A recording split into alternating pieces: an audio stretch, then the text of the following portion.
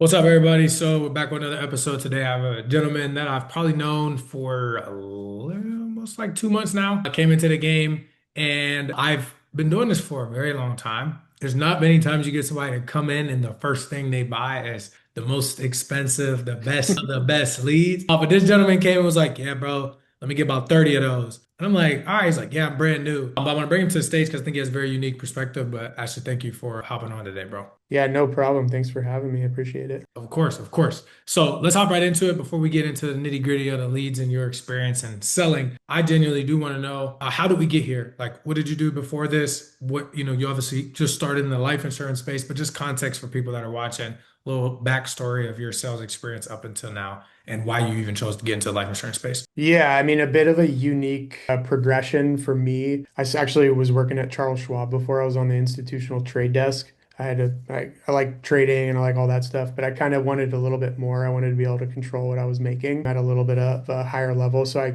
moved into sales and I went into business funding. So I was working at a company here locally in San Diego, and I was with them for about a year and 4 months. And one of my good friends who had his wife's, long story short, his wife's uncle has been in the industry for like, I don't know, 30 years or so. And he was working with me at the business funding spot. And he was like, I'm going to go do this insurance thing. Sounds interesting. My uncle's having good luck with it. I'm a little bit more interested in that and kind of more interested in the entrepreneurial side of things, like starting an agency. And so he went off and did that. And I kind of waited a few months, was like, just wanted to see how things were going. And he's like, I like this better than what we were doing. And I was like, okay, well, good enough. I kind of want to change. I want to work from home because I was driving down to the office every day, Monday through Friday, and it was a bit far. So I was like, let's change things up and try insurance. And that's how we got here. So Gotcha, yeah. gotcha. Quick question. What skills do you feel like you learned previously that are helping you now?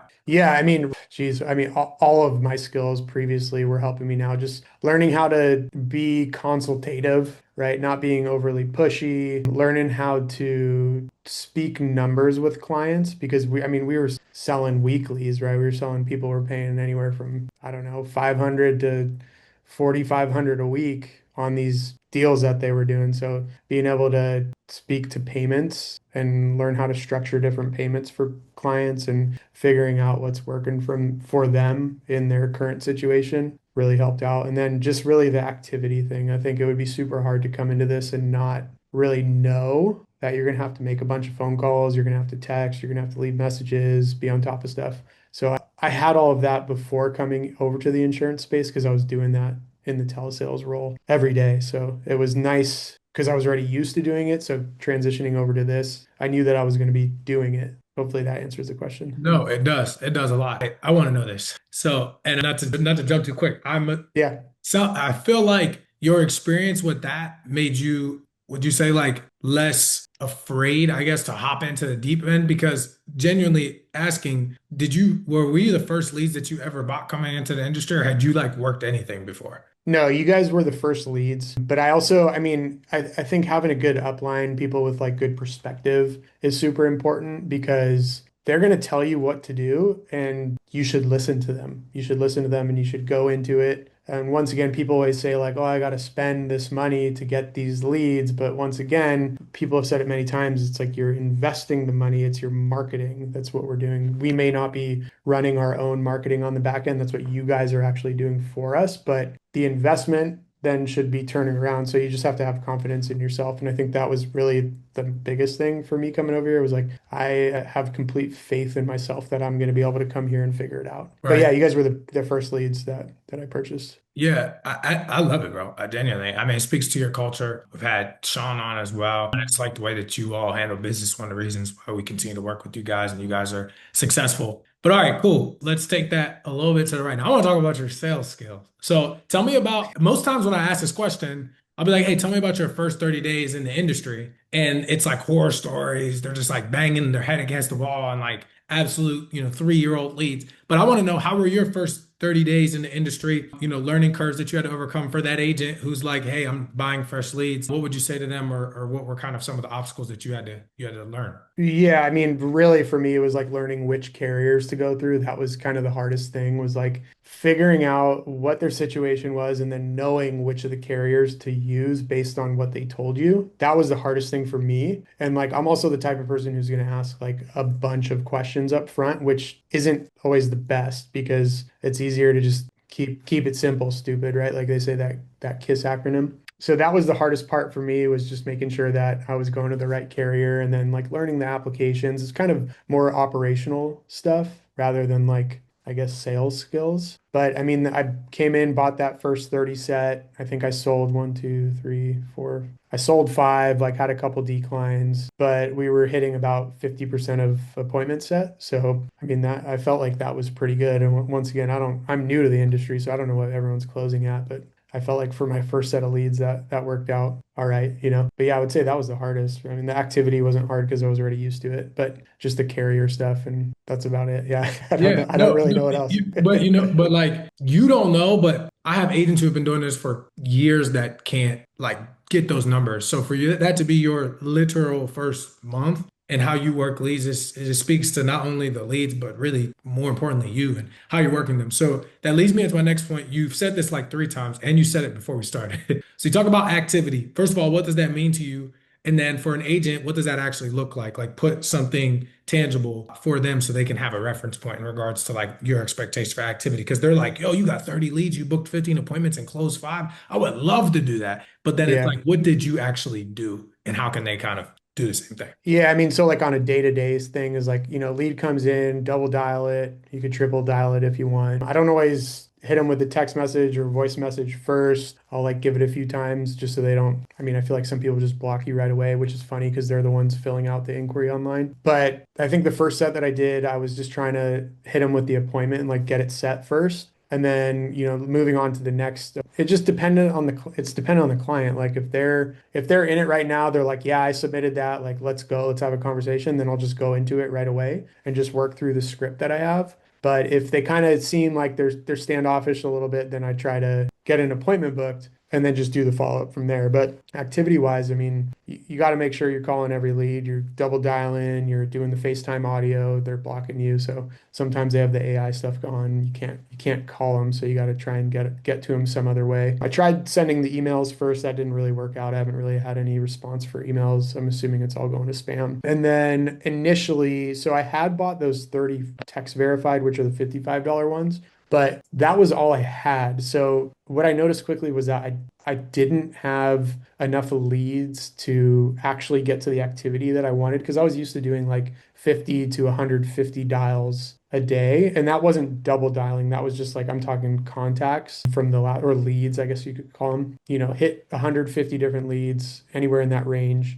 So I was like, shoot, I need more leads. So that's when I bought like the Facebook or the digital ones, the ones that weren't text verified, just so I could increase the activity. And then I also realized I was like, oh, actually he's got age leads here that are cheaper. So let me actually try those too, just to fill up space so that I could continue to make the dials and do the activity. Yeah. So for everybody that doesn't understand what he's essentially doing, it's like he's creating activity by just buying different types of leads that come in at different cadences because text verified come in slower than Facebook sometimes. And then aged is like you just get an order. So that way he understands that activity produces income. It's pretty straightforward. If you have more leads to work because you work the leads more thoroughly, make more dollars, you make more money. It's pretty straightforward. A lot of people kind of confuse it. You actually talked to that. So can you walk me through high level? You don't have to do the scripts. The difference between aged, the Facebook, and text verified for a new agent who has no idea since you've worked and you've sold off of all three. Yeah, so the text verified and the Facebook or the digital non-text verified,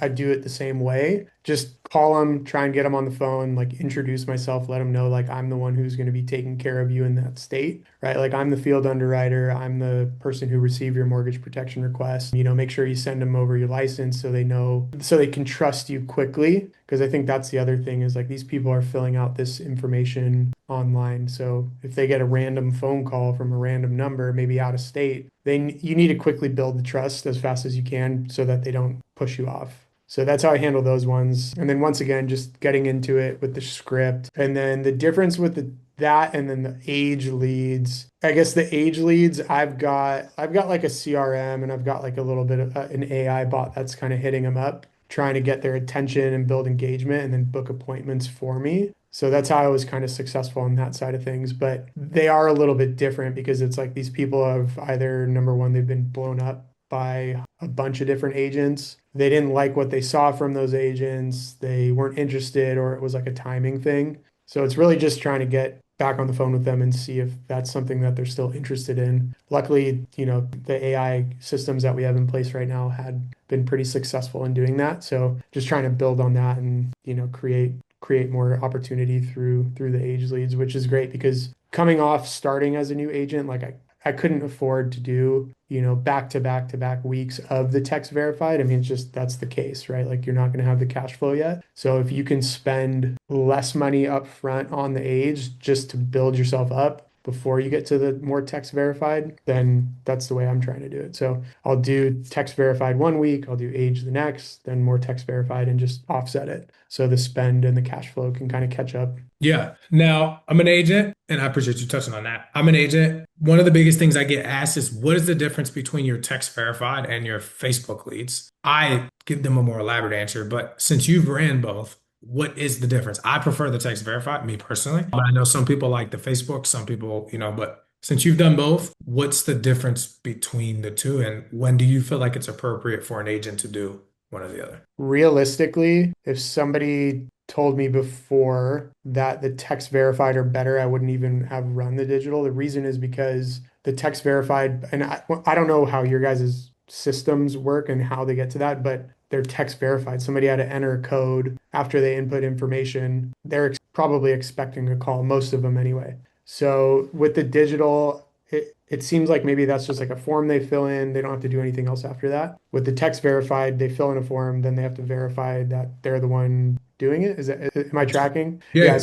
Yeah. So I mean, just more high intent. Like these people actually are filling this out. They want the information. They seem to want somebody to contact them, and they're more likely to pick up the phone. Have you seen a higher contact rate with the text verified versus the Facebook lead, just like relatively speaking? Yes. Yeah, for sure. For sure. I mean, dealing with, some people will in the Facebook ones, maybe they won't enter the right information. With the text verified, it's always going to be a number that is theirs or somebody that they know, or like a husband put it in for a wife or a wife for a husband, vice versa. So, I mean, the contact rate is better for sure. For sure. Because I think my contact, I don't actually know what it was, but I sold two of the 20 on the Facebook leads, but I didn't get a hold of as many. So, Now, my question is when it comes to intro and the way you think, you talked about booking appointments, but when you're calling these leads, I'm a new agent. I just started working with you. How would you tell an agent to like approach the leads, like from a mentality standpoint? Because I see a lot of people that get caught up. I've seen you write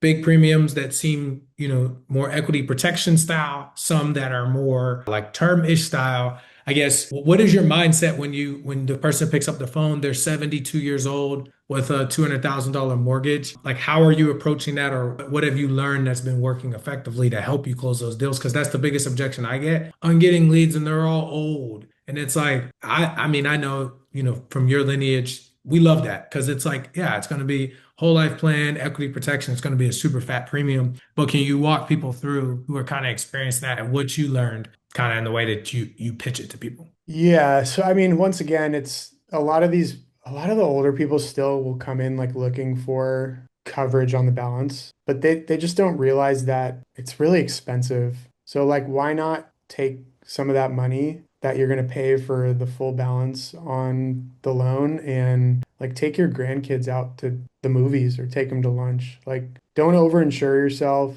Like, let's find out what you actually need. And of course, sometimes they're like, no, I want the full amount. And then you got to go and figure out, which of the carriers are going to offer a 75-year-old 200 grand. They're going to get fully medically underwritten. But kind of just laying it out on the table, like being just transparent about it. Like, hey, let's try and find you some payment protection. What is your beneficiary going to do? Like, if something happens to you, are they going to stay in the home? Are they going to sell it? How are they going to cover it? And then just trying to once again be more consultative and ask the right questions and not be like pushy. Like I'm not trying to sell somebody payment protection if that's not what they want, right? I had a guy hang up on me the other day because he's like, I don't want payment protection. I'm like, okay, no problem. On to the next one. But yeah, I mean, I hope that answers the question is I just try and do kind of whatever they want, not what I want, because it's not about what I want. It's about finding coverage for their family and something that's, reasonable in between the amount that they want and something that they're comfortable premium wise. Mhm. So Yeah, no, 100%. You said something, and I'm very interested to hear. Would you be open to walking through just like your intro and the why portion? Because I'm interested to see how you ask questions. yeah, so I mean, really, initially, it's just like, hey, Trey, this is Ashley. I'm calling, for our mortgage protection appointment that we had scheduled at this time. How's it going? Like, how was your weekend? Kind of just really small talk. I don't get too much into the small talk. And then I just say, hey, before we start, I'm going to send over my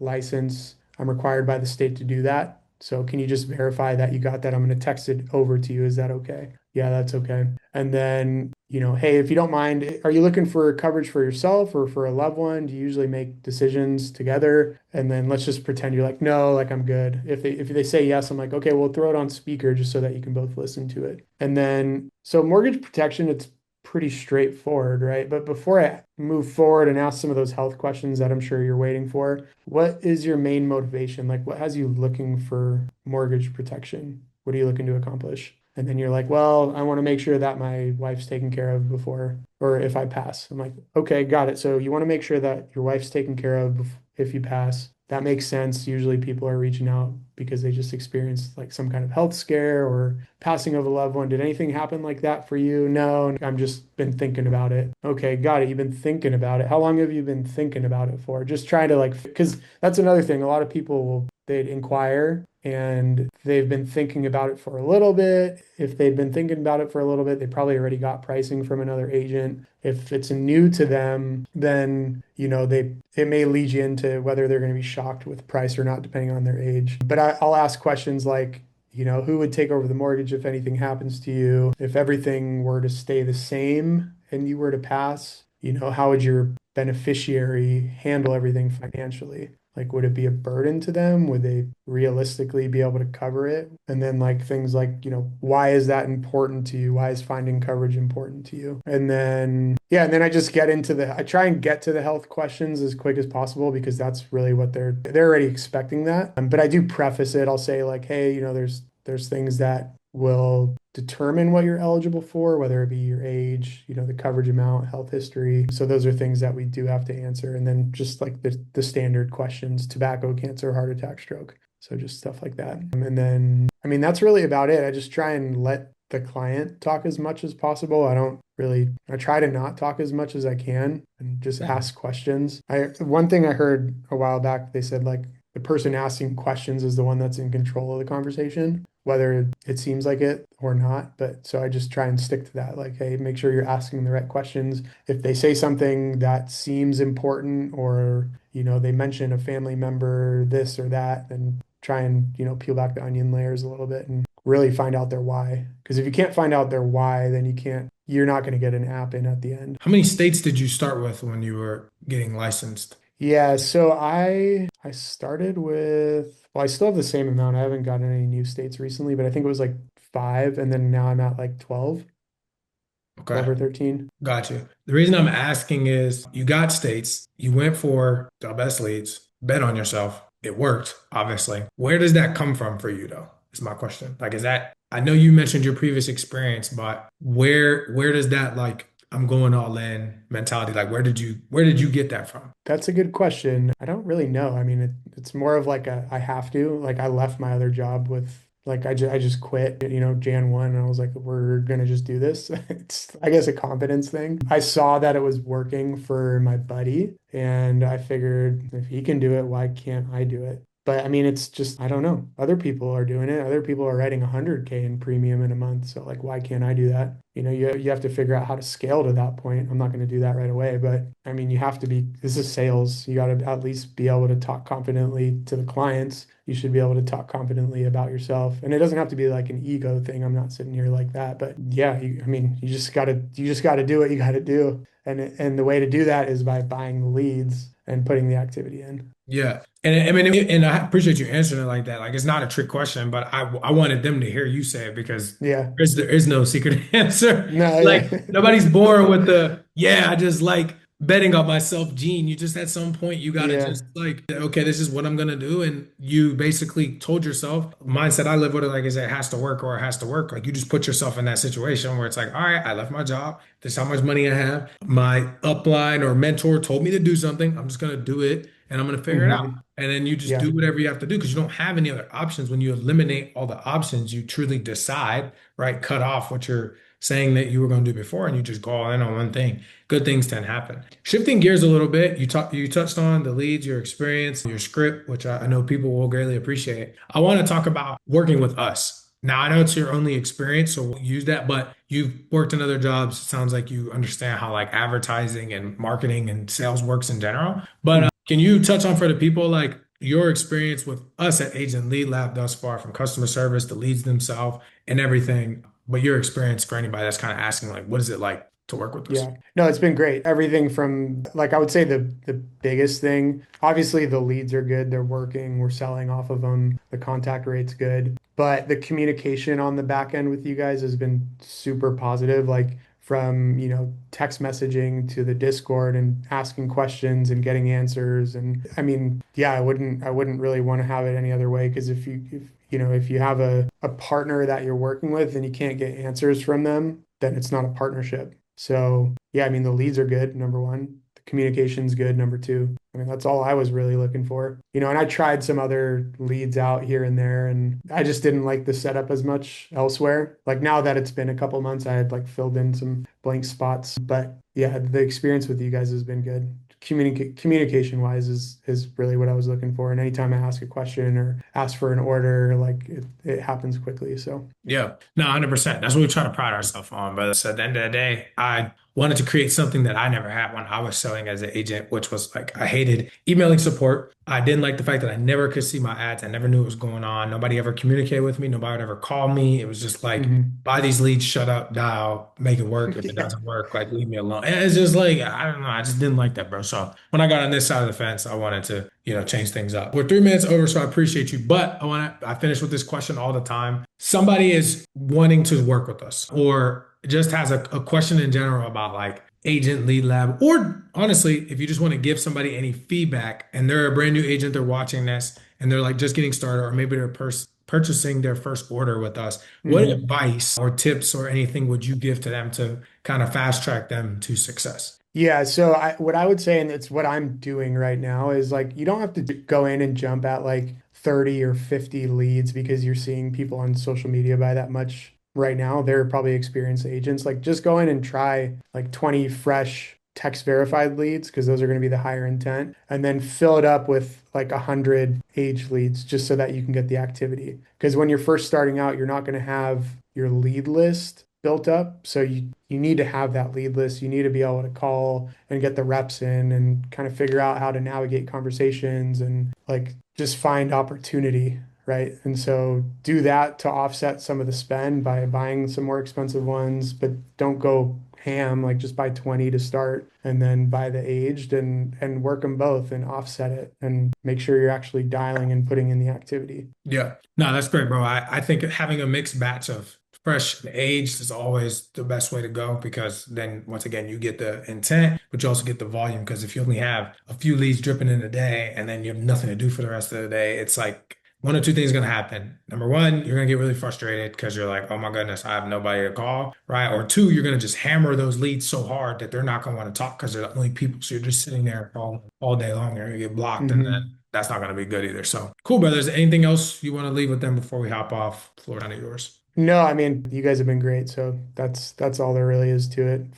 Listen to your upline. That's number one. And then find a partner that you can, invest in to create opportunity. Yeah, 100%. Well, appreciate you, man. Anybody that wants to get in contact with him, just reach out to us. I'm sure we'll be building a team really soon. He's with one of the better groups that we've worked with, so I know he's in good hands. But Appreciate it. Thank as you. always, brother, thank you for your time. And everybody else watching, I'll see you guys next time.